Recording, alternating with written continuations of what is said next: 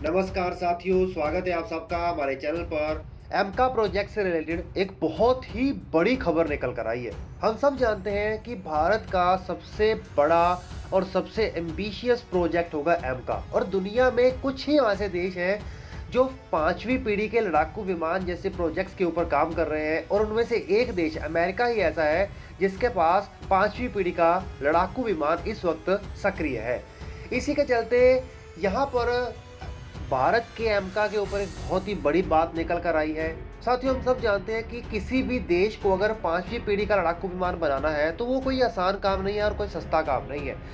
उसको बनाने से अलग और उसका रख रखाव, उसकी मेंटेनेंस और उसका काफ़ी लंबे टेन्योर तक यूज़ करना भी इसका काफ़ी कॉस्टली रहता है। तो इसी के चलते एक बहुत बड़ी न्यूज़ आई है, वो ये है कि एमका प्रोजेक्ट के ऊपर लगभग 15,000 करोड़ या फिर कह सकते हैं 1.9 बिलियन डॉलर के करीब का खर्च आ रहा है, जिस खर्च के अंदर 2 next generation technology demonstrator aircraft, 5 prototype aircraft और उसके अलावा जो इंफ्रास्ट्रक्चर डेवलप किया जाएगा, जिसके अंतर्गत हर साल 16 से लेकर 20 तक एमका फाइटर जेट बनाए जा सके पूर्ण रूप भारत के अंदर। और ये फैसिलिटी इंफ्रास्ट्रक्चर की तमिलनाडु डिफेंस इंडस्ट्रियल कॉरिडोर के जगह पर लगाई जाएगी। एमका प्रोजेक्ट का ये कॉस्ट नियरली डबल होगा भारत के लाइट कॉम्बैट एयरक्राफ्ट में। साथियों, आपको बता दूं, और ये दोनों फेज 1 और फेज 2 को कंपाइल करके है एलसीए का।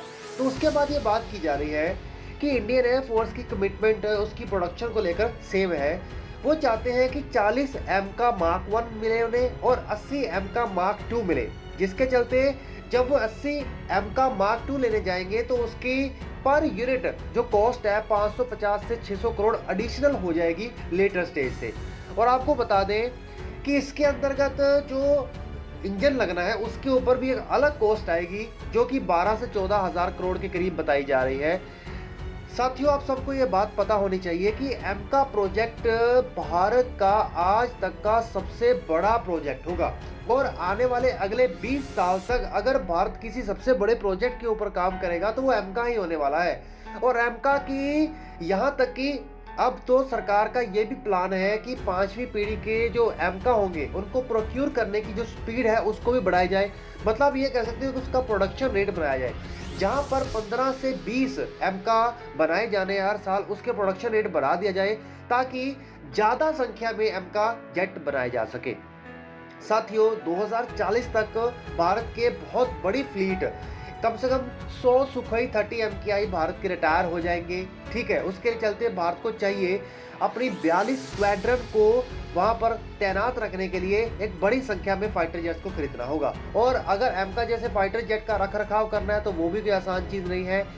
एमका के ऑर्डर की बात करें तो उन्होंने कहा है कि भारत के पास सैंक्शन जो स्क्वाड्रन के हिसाब से कम 750 जेट होने ही चाहिए, जिसमें एमका की संख्या 250 यूनिट तक पहुंच सकती है।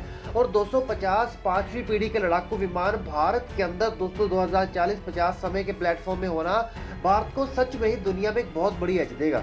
तो साथियों, आप लोगों को बताइए कि इतने बड़े प्रोजेक्ट के ऊपर इतना बड़ा खर्च करके, और जो कि आने वाले कई सालों तक चलेगा, भारत के लिए किस वक्त फायदेमंद हो सकता है। और साथियों, इतने बड़े जो प्रोडक्शन के लिए या इतनी बड़ी कॉस्ट के लिए या इतनी बड़ी मेहनत के लिए जय हिंद कमेंट बॉक्स में लिखना तो बनता है। चलिए साथियों, चैनल को सब्सक्राइब करिए, बेल आइकन दबाइए।